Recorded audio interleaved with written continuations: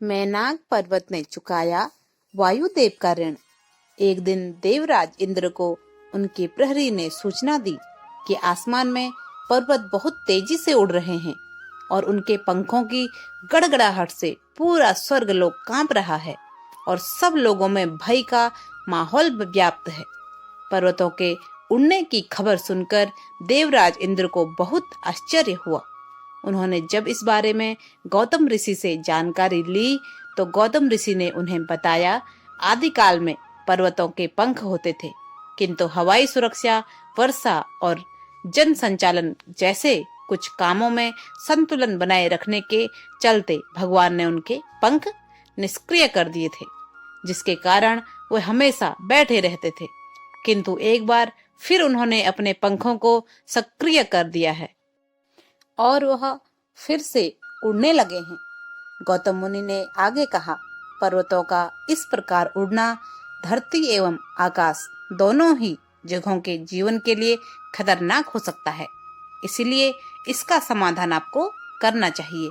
इंद्र ने गौतम ऋषि को आश्वासन दिया, आप चिंता ना करें ऋषिराज, मैं अपने वज्र के प्रहार से इन सब पर्वतों के पंख काट डालूंगा, जिससे भविष्य में उन लोगों के फिर उड़ने की संभावना हमेशा के लिए समाप्त हो जाएगी। और फिर एक दिन देवराज इंद्र अपने इस प्रण को पूरा करने के लिए निकल पड़े। उन्होंने उड़ते हुए पर्वतों का पीछा करना शुरू किया। उन्हें देखते ही पर्वत अपनी जान बचाकर इधर से उधर उड़ान भरते हुए भागने लगे। ऐसे में एक बड़ा पर्वत आखिरकार उनकी पकड़ में आ ही गया। उन्होंने अपने वज्र से उस पर प्रहार किया और उसका एक पंख पूरी तरह से टूटकर जमीन पर गिर पड़ा। देवेंद्र का हौसला और बढ़ गया और उन्होंने उसका दूसरा पंख भी चकनाचूर कर डाला और वह पर्वत लाचार होकर जमीन पर गिर पड़ा।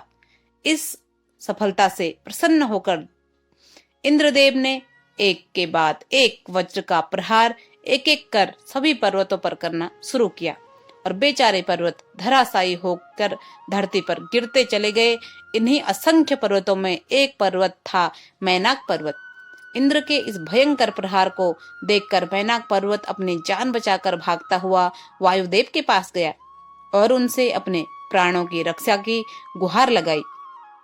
वायुदेव को मैनाक पर्वत पर दया आ गई और उन्होंने अपने वेग से मैनाक पर्वत को इतनी तेजी से उड़ाया कि वह इंद्र की पहुंच से बाहर हो गया और दूर समुद्र के अंदर जाकर के छुप गया। वायुदेव के द्वारा किए गए इस उपकार के ऋण को चुकाने का प्रण मैनाक पर्वत ने कर लिया था और यह ऋण चुकाने का अवसर उसे तब मिला जब त्रेता युग में रावण माता सीता का हरण कर चुका था और पूरी वानर सेना उनकी खोज में लगी हुई थी।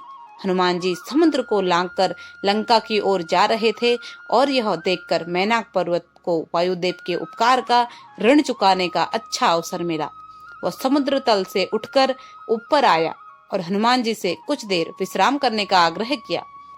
हनुमान जी बहुत जल्दी में थे, इसलिए उन्होंने विश्राम तो नहीं किया, पर उस पर अपना पैर रखकर आशीर्वाद देते हुए निकल गए। और इस प्रकार मैनाक पर्वत ने पवन देव का ऋण चुकाया। वीडियो अगर जरा भी पसंद आए तो प्लीज एक लाइक जरूर करें। चैनल पर नए हैं तो सब्सक्राइब करें और कमेंट बॉक्स में जय श्री राम जरूर लिखें। धन्यवाद।